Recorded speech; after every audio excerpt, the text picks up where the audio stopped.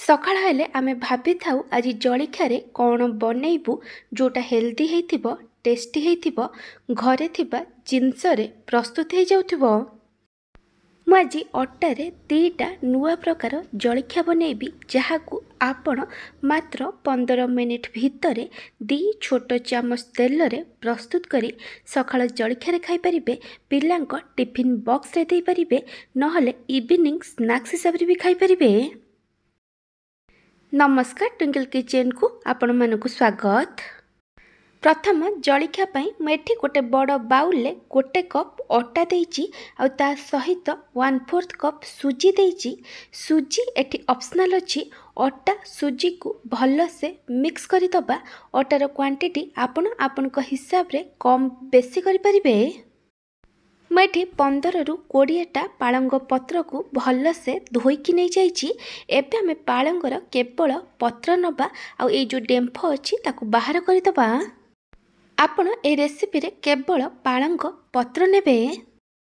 मैं गोटे grinder jar नहीं। एबे आमे एथिरे पालंग पत्र को देदबा आ कवर करी भल भाबे बाटिकी नहीं जिबा। आपण एथिरे बिल्कुल भी पानी देबेनी। पालंग पेस्ट एटी रेडी हो जाइए। एबे आमे ई पालंग पेस्ट को अटारे दे दबा। तापरे आमे एथिरे अल्प अल्प पानी दे सबको भल भाबे मिक्स करिबा। आपण ए बैटर को बेसी मोटा कि बेसी पतला बनेबेनी। बैटर रो कंसिस्टेंसी आपण एमती रखिबे। एबे आमे एथिरे किछि वेजिटेबल्स पकेइबा। भेजिटेबल्स रे मैं किछि बंधा कोबी, गाजर, गोटे बड़ टमाटो, गोटे बड़ पियाज और 2टा कंचा लंका को छोट छोट करी काटिकी नैची। आपन को जेतिकी राग दरकार से अनुसार कंचा लंका नेबे। परिवार क्वांटिटी आपण आपनक हिसाब रे कम बेसी करि परिबे। आपण आपनक चॉइस रो किछि भी परिबा नै परिबे। तापरे मु एथिरे अधा छोट चामच अदा रसुण बटा देइची। ये एठी ऑप्शनल अछि। तापरे आमे एथिरे स्वाद अनुसार लूण पकेइबा। तापरे मु एथिरे गोटे छोट चामच जीरा धनिया गुंड पकेइची आ गोटे छोट चामच गरम मसला गुंड देइची।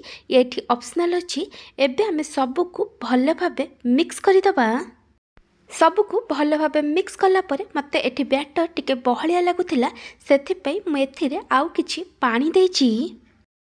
बैटर रो कंसिस्टेंसी आपण एमती रखिबे। बैटर एठी रेडी हो जाइची। चलंतु एबे आमे जलिखा बनेबा। सेथिपई मु एठी गोटे पैन ने अल्प किछि तेल देई गरम होबाकु रखिथिली। तेल भल भाबे गरम हो गला परे मु एथिरे अधा छोट चामच सोरिष आउ अधा छोट चामच जीरा देइची। एबे आमे जीरा और सोरिष को भल भाबे भाजीबा। जीरा सोरिष भल भाबे भाजी हो गला परे आमे पैन चारिपट साइड को जीरा सोरिष को भल भाबे खेलई दबा। तापरे आमे एथिरे बैटर दबा। मैं टिके छोट छोट जलिखा बनाऊँगी। आपण आपनक हिसाब रे छोट कि बड़ जलिखा बनै परिबे।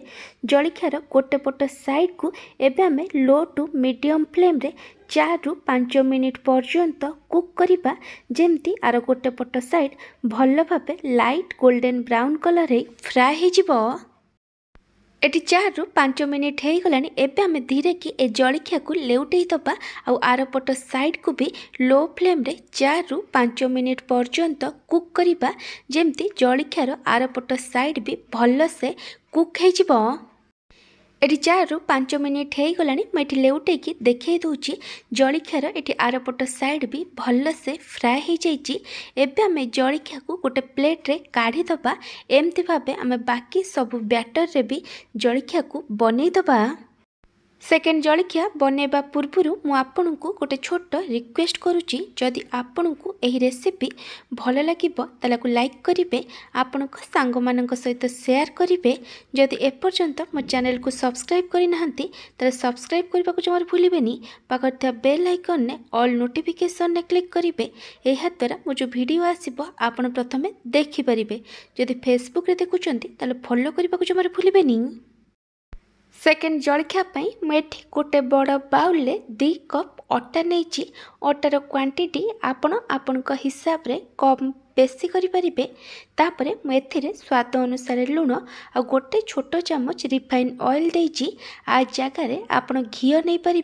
एबे आम सबको भल भाव मिक्स करदबा।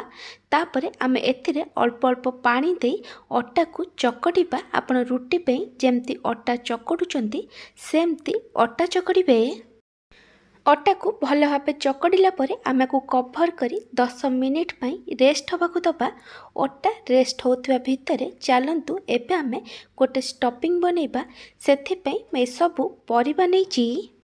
परिबारे मुझे फूलकोबी, बीन्स, गाजर, आलू आ कैप्सिकम को छोट छोट करी काटिकी नैछि। आ किछि ग्रीन मटर नैछि। परिबार क्वांटिटी आपण हिसाब रे कम बेसी करि परिबे। मुझे कड़ाई रे किछि तेल दे गरम होबाक रखी। तेल भल भाव गरम होला परे मुझे गोटे छोट चामच जीरा पकईछि।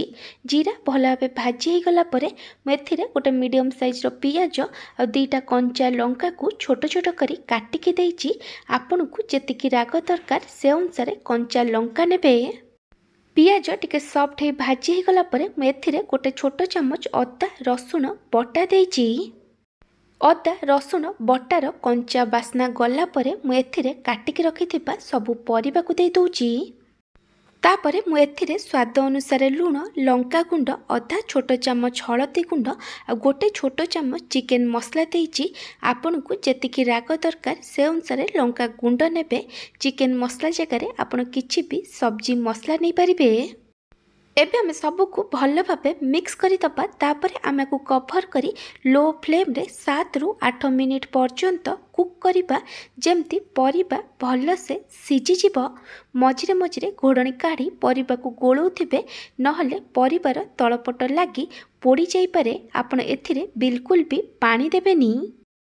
7 रु 8 मिनिट पर मुझे घोड़णी काढ़ी देइछि। मुझे देखै दउछि परिबा एटी भल से सिझी जाइछि।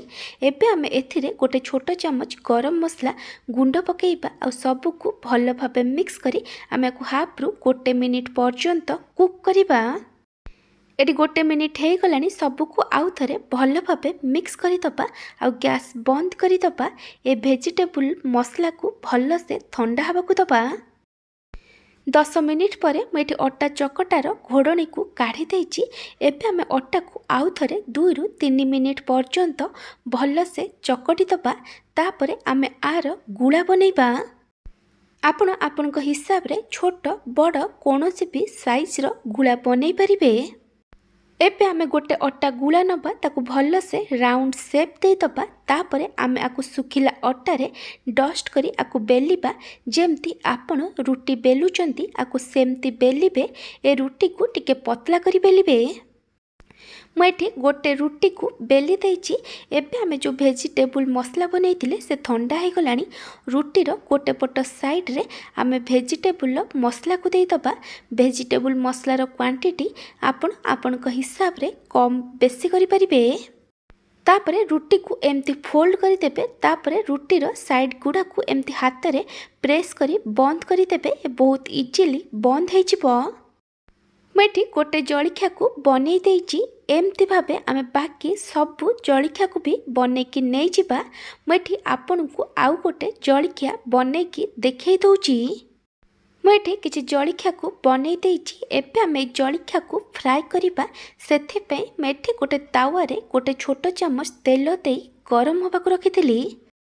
तेल भल भाव गरम हो गला परे आमे एथिरे गोटे गोटे करी जलिखिया को दे दबा। आपनक तावारे जेतिकिटा जलिखिया जागा हबो सेतिकिटा जलिखिया देबे।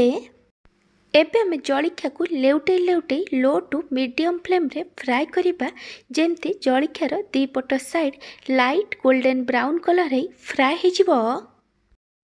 एटी जलिखियार दी पट साइड भल से फ्राए हो जाइछि। एबे आमे जलिखिया को गोटे प्लेट रे काढ़ी दबा। आ एमती भावे आमे बाकी सब जलिखिया को भी बनैकी नै जिबा। जदि आपन को अटार ए 2 प्रकार जलिखियार रेसिपी भल लागिथिबो ताले को लाइक करिवे। आपन को सांग मानक सहित शेयर करिवे। जदि एपर्यंत मो चैनल को सब्सक्राइब करि नाहंती ताले सब्सक्राइब करबा को जमार भूलिबेनी। पाखर थिया बेल आइकन ने ऑल नोटिफिकेशन ने क्लिक करिवे। एहा द्वारा मो जो वीडियो आसीबो आपन प्रथमे देखि परिबे। जदि फेसबुक रे देखुचंती ताले फॉलो करबा को जमार भूलिबेनी। Thank you for watching.